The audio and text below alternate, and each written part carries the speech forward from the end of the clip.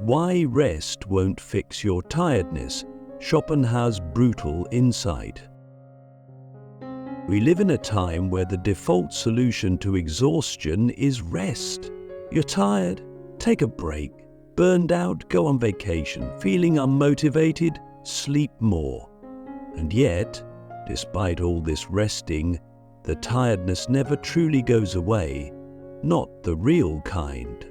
Not the kind that sits in your bones like a shadow, that lingers even after 10 hours of sleep, that follows you through hobbies, relationships, and even moments of supposed joy. We say we're tired because it's easier than saying we're empty or lost. But what if the real reason rest doesn't work isn't because we're not getting enough of it, but because we're asking it to fix something it was never meant to? This is the brutal insight of Arthur Schopenhauer, the 19th century philosopher who dared to look into the heart of human suffering and refused to look away. He didn't believe in comforting illusions. He didn't believe that life was meant to be fulfilling. In fact, he believed quite the opposite, that suffering was the very structure of existence. And that tiredness we all feel, that relentless emotional fatigue that no nap can erase, that, to Schopenhauer, was not a signal of something gone wrong. It was the natural state of being, because to be alive, he argued, is to want, and to want is to suffer. Click subscribe to this channel to get more profound insights. Think about that. Every moment of our life is governed by desire, not just big desires like love, success, or meaning, but small, incessant ones. To be comfortable, to be entertained, to avoid pain, to be seen. And every time one of these desires is fulfilled, another immediately replaces it. We eat, we're full, we get bored, we rest, we wake up, and we're anxious again. It's a loop. And what Schopenhauer realized is that this loop is not a bug in the human condition, it is the human condition. This is why rest doesn't fix your tiredness. Because your tiredness isn't just physical, it's metaphysical. It's the weariness of being caught in a cycle of endless striving. It's the weight of always needing something to look forward to, some future condition to make the present bearable. And the moment you achieve that future, it dissolves into another task, another goal. It never ends. You are not tired because you've done too much. You are tired because the doing never stops being necessary. And here's where it gets even darker. Schopenhauer believed that even when we think we're resting, we're still suffering, because rest for him was not the absence of desire, it was the boredom that arises in its absence. The moment we stop chasing, we are left with a terrifying silence, an existential vacuum, and in that silence, we feel the full weight of our futility. So, we distract ourselves. We pick up our phones, we plan vacations, we scroll endlessly, not because we're lazy, but because the alternative, being with ourselves, feels unbearable. So what do we do with this? Are we just doomed to suffer endlessly, cycling between craving and boredom? Maybe, but maybe not. Because Schopenhauer's genius wasn't just in diagnosing the sickness, it was in pointing toward a different way of seeing. He suggested that the only true relief from this endless desire wasn't rest, but detachment, a withdrawal from the constant hunger of the will, not in a nihilistic, hopeless way, but in a radical, liberating one. He believed that art, beauty, and contemplation could momentarily free us from the tyranny of wanting. When we lose ourselves in a beautiful piece of music, or in the stillness of nature, or in a moment of genuine awe, we stop wanting. for a second, and in that second, we are free. The problem is that we've been taught to treat tiredness as something that sleep can solve. But what if your soul is tired because it's been carrying the weight of false promises? The promise that happiness is just one more achievement away, that fulfillment is waiting at the end of your to-do list, that rest when earned will finally make you feel whole. But Schopenhauer would say, no, that's the will tricking you again. That's the illusion, and as long as you chase it, you will never know peace. So ask yourself, what are you really tired of? Is it your job, your responsibilities, your relationships, or is it the constant pressure to make them mean something, to make them justify your existence? Could it be that you're not tired from doing too much, but from being too much, trying too hard, caring too deeply, carrying too many expectations? And if that's true, then no amount of rest will fix it, because rest can't cure a sickness of the soul.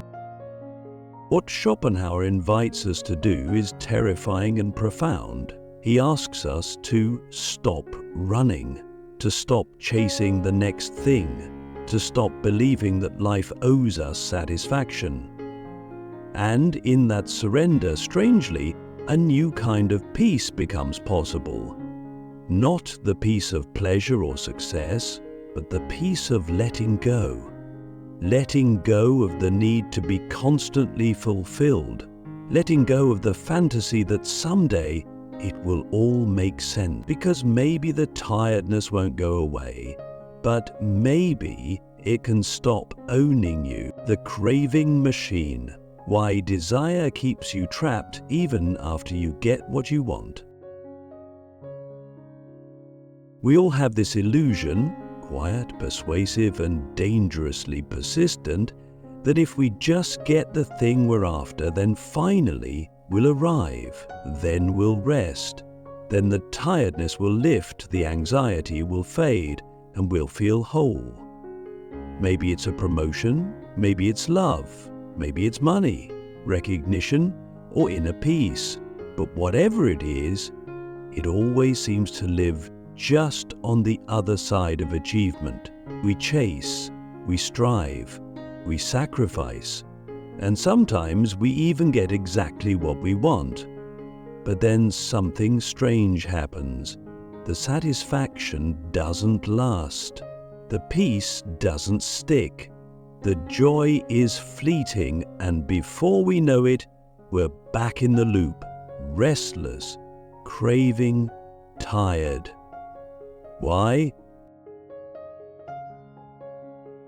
Schopenhauer called it the will to live, but it might be more accurate to call it the will to want. It's not life itself we're addicted to, it's the act of wanting. Desire is the engine of our consciousness. It keeps us moving, striving, building. But it doesn't care about fulfillment. It doesn't care about peace. Its only goal is more. And the moment you satisfy one desire, the machine doesn't stop. It just recalibrates. You get the job, and now you want validation. You find love, and now you want it to be permanent. You reach your goal, and now you're afraid of losing it. The wanting never ends, and this is where the trap lies. Because you think your problem is that you haven't reached the destination. But the real problem is that you believe there is a destination. Have you ever noticed how quickly joy turns into anxiety? How even your happiest moments are tinged with the fear that they won't last? That's not a personal flaw. That's the structure of human consciousness under the rule of desire. We are craving machines. And the more we feed the craving, the stronger it becomes. Not because we're greedy or shallow, but because we're wired to confuse the pursuit of satisfaction with the experience of it. We mistake the thrill of anticipation for the substance of fulfillment, and when the thing finally arrives, it can never live up to the fantasy, so we feel let down, and we assume the problem was that we aimed too low, so we aim higher, and the cycle repeats. Schopenhauer saw this clearly. He believed that happiness is not the natural state of human beings. It's a brief pause between two forms of suffering. First, the suffering of desire, then the suffering of boredom. When we don't have what we want, we suffer. When we get it, we get bored. And in that boredom, a new desire is born. So even when you win, you lose. Even when you rest, you're restless. It's not that you're doing life wrong. It's that life in this model is designed to be unsatisfying. This is the truth most self-help never dares to admit, that the real source of your exhaustion is not your schedule, but your soul's enslavement to a system of endless craving.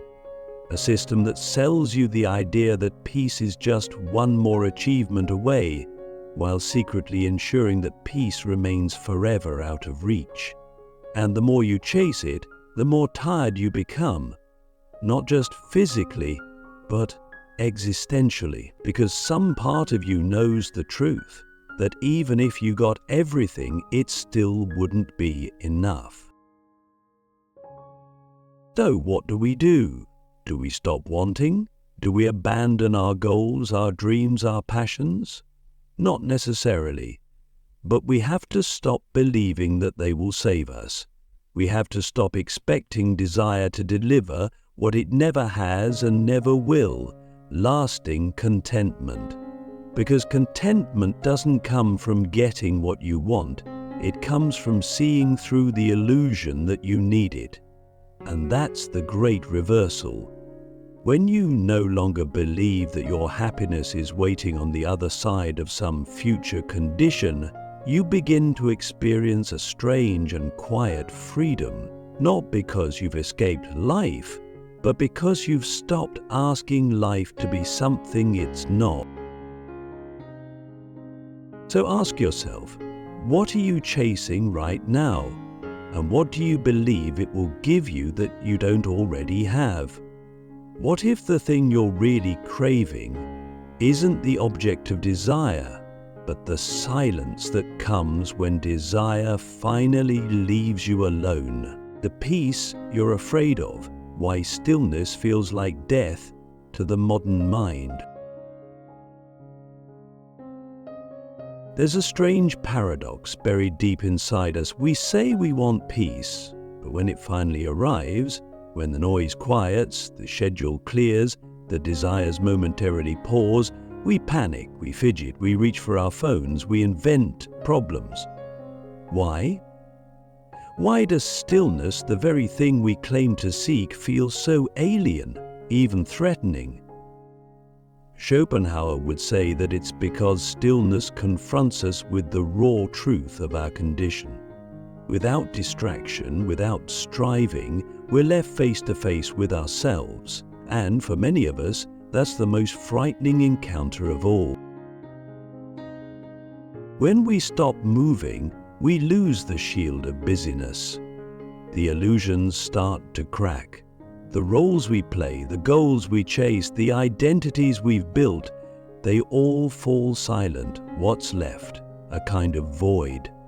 A quiet so deep it almost echoes, and instead of feeling free, we feel exposed, vulnerable, unanchored, because in that space, there is no external narrative to cling to. No project to justify our existence, just awareness, just being. And being without purpose or pursuit is something we've been conditioned to fear. The modern world has trained us to equate stillness with stagnation. silence with failure, and peace with irrelevance. We're told to be productive, to chase growth, to always be optimizing. The moment we stop, we become suspicious, even of ourselves. Am I wasting time? Am I falling behind? Am I doing enough? We've internalized the idea that movement equals meaning, and so stillness feels like death, not of the body, but of the part of us that exists only in contrast to others. When everything else is stripped away, and we are left with no one to compete with, no task to complete, no persona to maintain, we meet the version of ourselves that has no name, no label, no achievements to stand on, and that version, the one beneath it all, is often unfamiliar, even terrifying. Schopenhauer understood that the pain of existence is not just in the suffering we experience, but in the realization that so much of what we do is an elaborate distraction from that pain. We chase desire not because fulfillment is so sweet, but because the alternative, the stillness of non-striving, makes us feel invisible. In the absence of desire, the ego loses its fuel, and what remains is consciousness without craving. For Schopenhauer, this was not something to fear, but something to embrace, because only in that state where desire ceases and the will is momentarily quiet, can we taste true peace. But it's a kind of peace that requires death, not of the body, but of the self we think we are. The self built on ambition, comparison and noise, and so we resist it. We resist the very thing that could free us. We sabotage our peace because we're addicted to momentum. We fear that if we stop, we'll disappear, that if we let go, we'll dissolve into nothing. But what if the opposite is true? What if the part of you that survives stillness is the most real part of all? Ask yourself this: when you're alone, without your goals, your roles, your distractions, who are you? Can you sit with that person without judgment, without needing to fix or improve them? Can you be enough without being busy? We often say we're tired, but what we really mean is we're afraid. Afraid of the quiet, afraid of the mirror that stillness holds up to our soul. But if we can stay with that fear just a moment longer than we usually do, we might find that it hides something profound. Not emptiness, but spaciousness. Not death, but rebirth. A self untethered from craving. A mind at rest, not because it has nothing left to do, but because it finally understands that doing was never the point. Beyond the will, the secret door to peace Schopenhauer tried to show us. What if peace isn't something you find, but something that's revealed when everything else falls away? This was Schopenhauer's quiet revelation, the one so often missed because it doesn't scream with promise or glitter with inspiration. He spent his life dissecting the machinery of human suffering, and at the core of all that pain, he found one culprit: the will. The endless, blind, insatiable force driving all living beings to strive, to want, to reach, and to suffer. But unlike many philosophers who left us with only despair, Schopenhauer also hinted at a way out. A small, hidden door that doesn't lead through achievement, but through negation, through the stilling of the will itself. To silence the will is not to destroy it or to become passive, it's to see it clearly, to stop obeying its every command. It's to understand that most of our suffering doesn't come from the world itself, but from our relentless demands on it. The moment we say, "This must go my way," we create tension, and when it doesn't, we call it failure. But what if we dropped that demand? What if we stopped insisting that life fulfill us and instead allowed it to simply be? Schopenhauer believed that there were rare moments when the will could be quieted, when the craving stopped and something deeper took its place. These moments often came through aesthetic experience, through art, music, nature. When we're lost in a piece of music, we aren't trying to get somewhere, we aren't chasing the next note. We're immersed in the now. Time dissolves, the self dissolves. And for a brief moment, we are not wanting, we are witnessing. That is peace, not because we've won the game, but because we've stopped playing. But here's the twist. You don't need a sunset or a symphony to access this state. You need awareness. You need the courage to stop running, to sit in your weariness not as a problem to be solved, but as a teacher pointing you inward. What if your tiredness isn't a flaw, but a signal that you've been living out of alignment with your true nature? What if the real rest you're craving isn't a nap or a vacation, but freedom from the tyranny of needing life to constantly validate you? Schopenhauer didn't promise that this path would be easy. In fact, he knew it would be painful.